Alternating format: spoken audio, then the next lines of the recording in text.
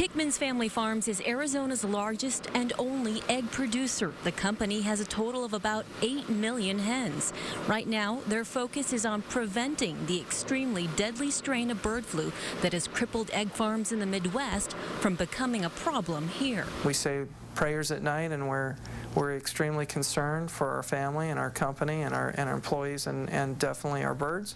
Hickman says employees are practicing strict biosecurity measures to keep the virus out. They change their clothes before they go in. We keep the production staff away from the processing staff. The shoes that are at our facility stay on the facility. We're washing every truck now that comes in and out of our facilities. So far, 33 million birds in 16 different states have been euthanized. Once the virus is detected on a farm, the entire flock must be eradicated to stop it from spreading. The farm is then disinfected twice and tested before egg production can begin again.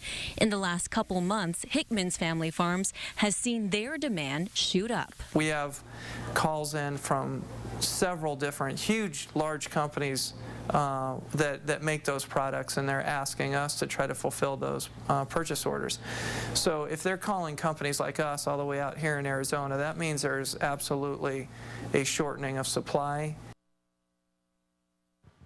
Now, the current outbreak involves strains of bird flu that pose a low risk to human health.